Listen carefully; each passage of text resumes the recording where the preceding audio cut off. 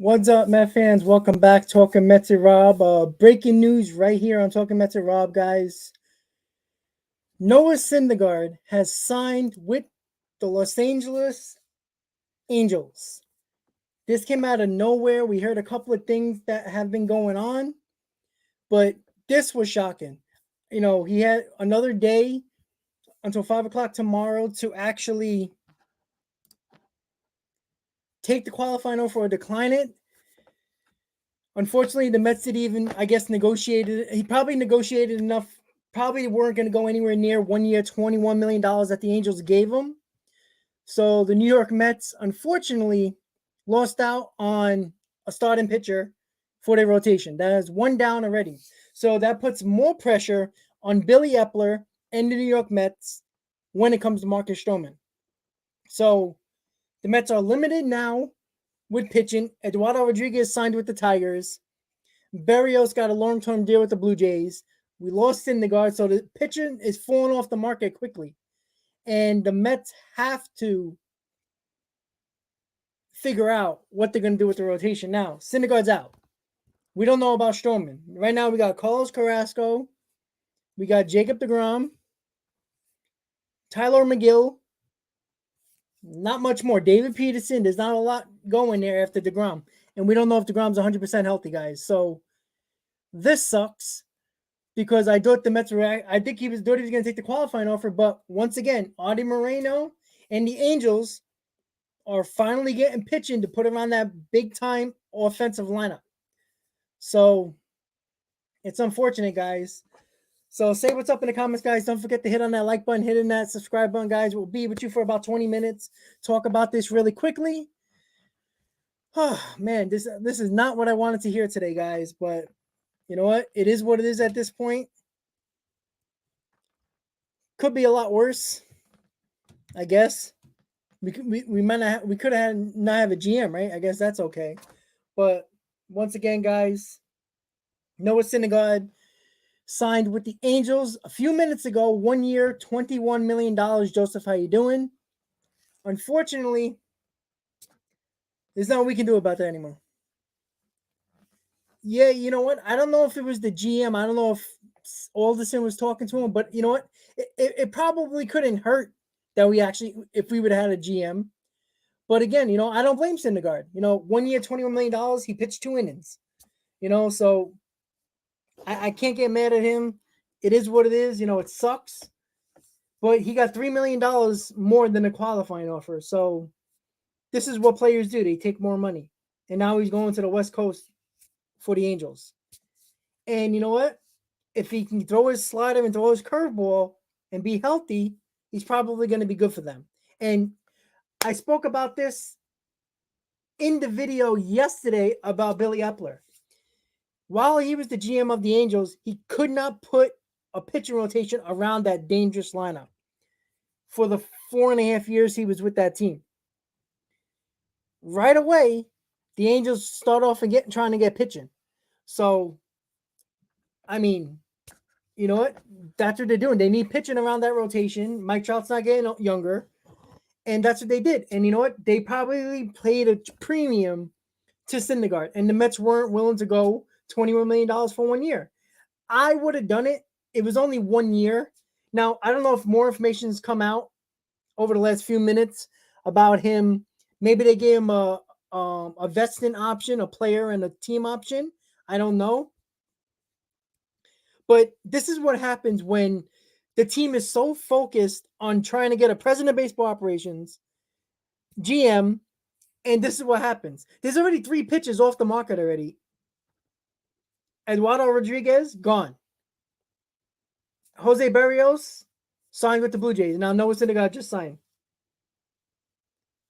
Yeah, Mindy, I know. It's insane. I don't know. It sucks. AB, how you doing? Yeah, I don't know, guys. It really does suck. I don't know if Syndergaard was going to take the qualifying offer, but within the 5 days that the Mets have exclusive rights to talk to Syndergaard, they probably weren't willing to go. They probably went to 19 million, maybe, but they probably weren't willing to go 21 million. I can't kill the Mets for this, but it's 1 year, 21 million. I know they have a lot of money that has to be spent this year in the offseason. They have to sign Stroman. There's no doubt about it. They have to sign Stroman. I mean, there's no doubt about it. This only adds to the money that Stroman's gonna get. And you know what? The Mets are over a barrel right now. There's no doubt about it, guys. It's unfortunate. It sucks. But there's nothing we can do about it, right? Brad Ausmus. I mean, that doesn't make me feel good, honestly. You know what? Billy Epler's got to get in here right away and don't mess around, because it's funny. The Mets signed the former GM of the Angels, and the Angels go, "Yeah, we got one. We're gonna sign Syndergaard," and they did it. We're gonna see the news that comes out exactly what happened with Syndergaard and the Mets. We have to figure that one out. I mean, we just have to see what can actually be. I don't know what the issue was. I don't know if the Mets didn't want to give him 1 year's $21 million. Did Syndergaard go back to the Mets and say, "Listen, this is what the Angels offered me. If you match it, I'll come here"? I don't know. But it puts the Mets in a big spot right now, because now we're probably going to, even if we sign Stroman, we're probably going to have to trade for another starting pitcher. So that might entail McNeil, might entail Dominic Smith, JD Davis. I just put up a video a few minutes ago, about a half hour ago, about 5 potential Mets not coming back in 2022. Please check that out when you're done with this live stream with me. So this is it right here. I'm going to get with the comments really quick. Why did Doris say all that garbage? Because honestly, I don't even think he knew he was going to get an offer from another team. Honestly. Yeah, Ghostway, exactly. The Mets are going to, that's all they can do. Like I said, there's no better pitcher out there on the free agent market than Marcus Stroman. They have to do it. Yeah, you know what? And I wouldn't be surprised if the Angels try to go after Marcus Stroman. I mean, I don't think Marcus Stroman, his girlfriend or his fiance is pregnant. So I don't know if he wants to go to the West Coast, but he does have a house in Utah in the West Coast. So, it's possible. Listen, if the Angels pay him more than everybody else, he's going. It's just that simple. But the Mets, I'm telling you, Billy Epler got to come in here quickly and start negotiating with Stroman real quick. And I told you this a couple of weeks ago. There's going to be a lot of players that are going to sign before the CBA expires, because they don't want to be up in the air, because there's going to be a lot of players that don't have any contract if the CBA expires and it goes into a strike or a lockout. So, yeah, Cole, I agree. I think he has to flex his money, but he could have flexed his money with Syndergaard. I don't see why. They always talk about amount of years. That is always the issue with signing players, not the amount of money per year. And I don't see how a 1 year $21 million deal is gonna handcuff the Mets this year and spend their money. Maybe they have something else up their sleeve. I don't know. Maybe. But again, how do we know if they have something up their sleeve? Sandy Olson might have something up the sleeve, but Billy Epler coming might have a different opinion. Maybe Billy Epler would have kept Syndergaard. I don't know. That's the problem with the Mets trying to figure out what they're going to do with the front office, and it's possible that they could have hurt him in this situation with Syndergaard. So if you're just tuning in, Noah Syndergaard signs with the Angels, 1 year, $21 million. A lot of news has not come out yet about if Syndergaard asks the Mets match the offer, I'll come back. We don't really know. I'm trying to look at Twitter right now while I'm speaking to you guys. Let's see. Not much really said besides that. And somebody made a good point on Twitter. Stroman, Conforto, Syndergaard. If Stroman and Conforto leave, how do the Mets replace these guys if they lose them all? Absolutely right. You just don't know. We really don't know at this point, guys. And I don't know, guys. It's not good. Let's see. Let's see if we find anything else. Let's see. Let's see. Who wants to? Let's see. Let's see.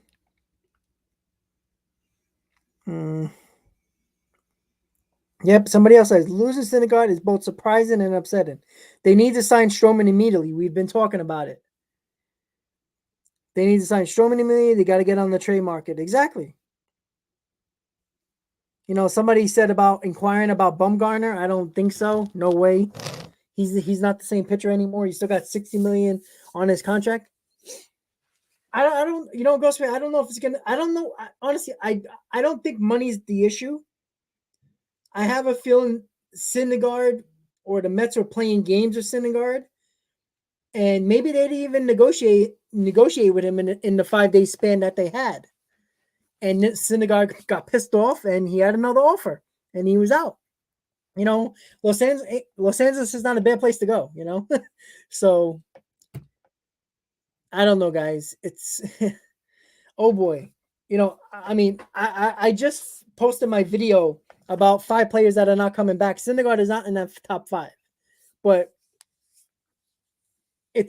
I wasn't expecting this. I thought Syndergaard was going to take the offer or decline the offer and force the Mets to give him a 2-year deal or give him a higher AAV per year for the 1 year. But Joseph, that's an interesting thing too. The Mets could give Verlander. That's an option now. But again, Verlander is looking for the amount that Syndergaard got.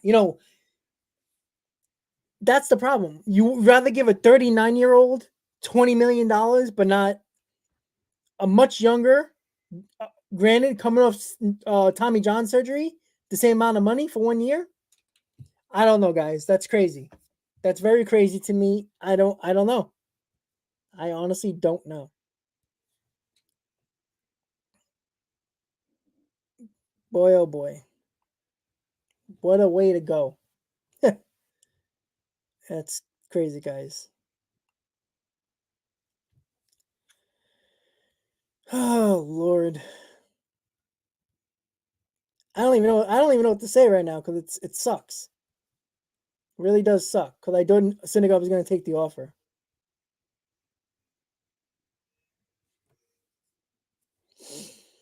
Oh boy. Yeah, I don't know, guys. It's crazy right now. No, we get a first round pick from the Angels because we offered the qualifying offer, and Syndergaard didn't take the qualifying offer. So we get a first round pick, whatever the Angels pick. They only have one pick, so I believe we get. Let me see.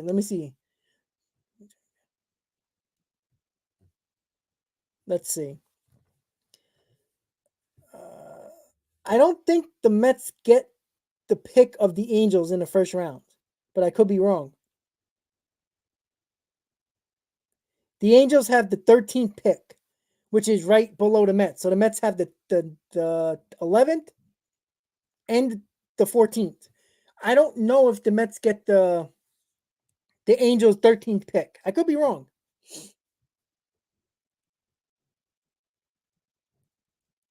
I'm going to search this right now, guys.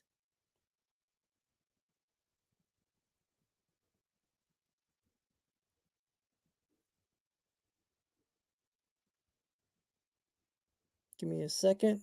Let's see.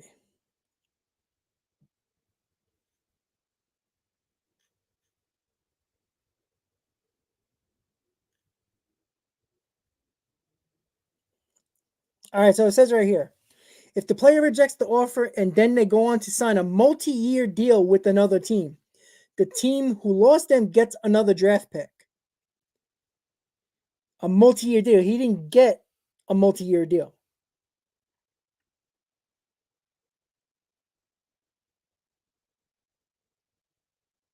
Let's see. I'm going to go a little bit more into detail here because I want to really know exactly what's going on, exactly what the Mets are getting.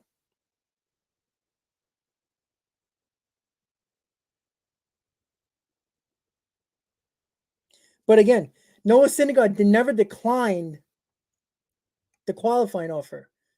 At least we don't know that. But if he didn't decline the qualifying offer, I don't know if but the Mets offered it to him. So let's see. Hold on.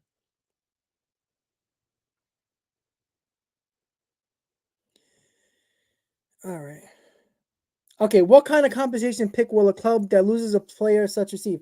It depends. Under the CBA, if a team made a qualifying offer to a player and he signed elsewhere, it would be a supplemental first round draft pick right after the end of the first round. Under the current rules, if the team loses the free agent revenue share recipient, yeah, see, it goes into a lot of detail with revenue sharing and everything. So I don't know, guys. It's kind of hard to figure out. Yeah, I agree. The Mets are gonna have 3 first round picks, and we're not gonna see none of these first round picks for what 3-4 years. Who cares, right? Yeah, Victor, I agree. Will I know no loyalty? Look, it sucks right now, guys. It really, uh,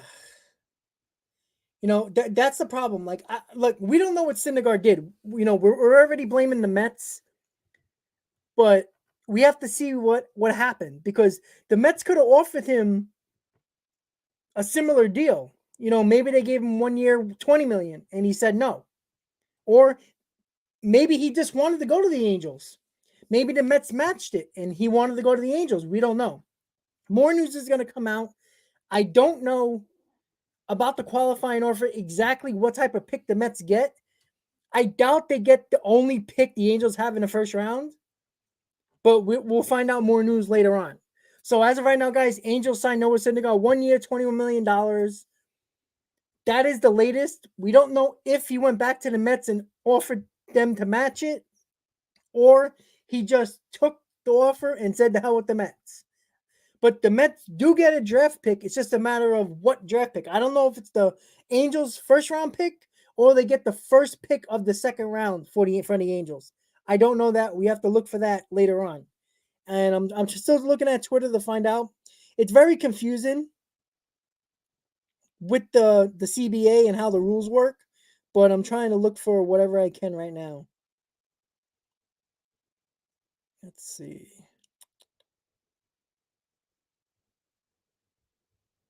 Let's see. When it comes to loyalty, guys, Syndergaard said if the Mets offer him the qualifying offer, he'd take it, but I don't think he thought somebody else would offer him more. I just don't think he thought that. And yeah, somebody else says Showman sees the news of Thor signing, and the distance hears the growing beep beep beep of a dump truck full of money backing up. Exactly.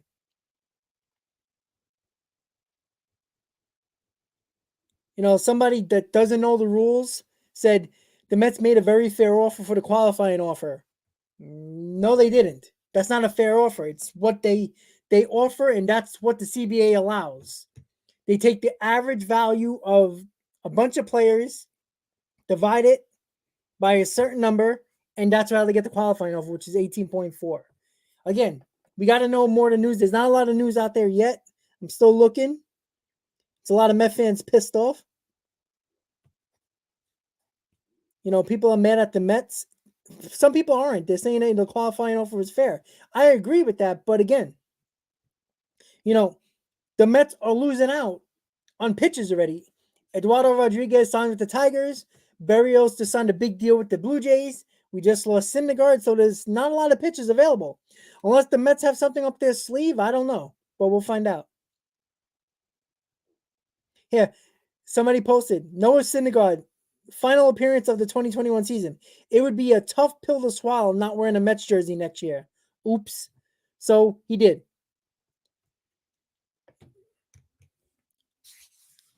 Yeah, you know what? Look, it's Noah Syndergaard's decision. He has the right to decline the offer and go somewhere else, right? No matter what he said, I can assure you, Jose Reyes said the same thing many years ago. There's a lot of players that said many things to their teams and fans, and they went somewhere else. The problem that I have now, again, we don't know this. We don't know all the details. Did the Mets say we're not paying you that much? Go take that offer. We don't know. But again, the Mets are starting to get their front office in place. The GM Epler probably gonna figure out everything in the next day or two. So we're already behind the 8 ball with starting pitching. Look, Stroman's going to get a ton of money now, and Stroman knows the Mets are desperate now.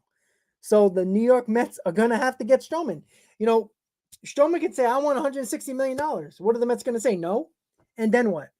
Can we trust Taijuan Walker? Can we trust Carrasco? I don't know. Can we trust DeGrom for that matter? If he's healthy? Can we trust Tyler McGill? It's not a pretty rotation right now, guys. So, shit. I don't know, guys. But once again, guys, Noah Syndergaard is off the Mets list now. He is an Angel. He is with Mike Trout, with Anthony Rendon. They got a good lineup. They finally are starting to get pitching. And let's be honest, Syndergaard's probably going to be their ace unless they do something else. But again, this is the problem I was talking about in other videos, guys.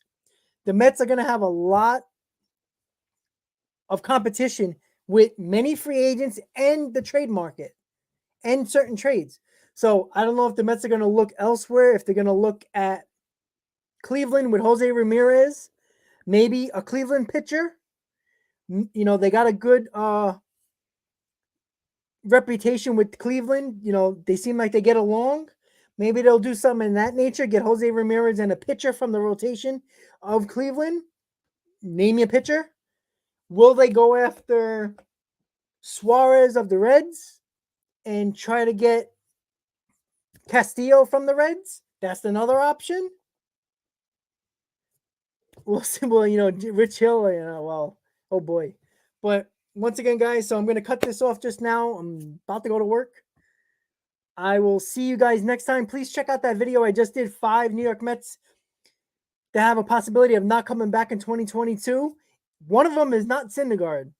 You'll be shocked to see the 5 that I chose and why I chose them. I'll break down. I'll give you their stats and give you the reasons why I think they will not be back or possibly be back with the Mets in 2022. Guys, I want to say thank you for watching, but we're all pissed off at the moment. Thank you guys for watching. Don't forget, please hit on the like button. If you're new to the channel, hit on that subscribe button, guys. I'll see you next time. Check out that video. I'll be posting another video by Thursday. Probably more about Syndergaard, but I'll let you guys know. Thank you for watching, guys. Let's go Mets. Let's see if Billy Epler can work some magic here and see what the Mets do over the next couple of weeks. Thank you for watching, guys. See you guys next time. Have a good day, guys.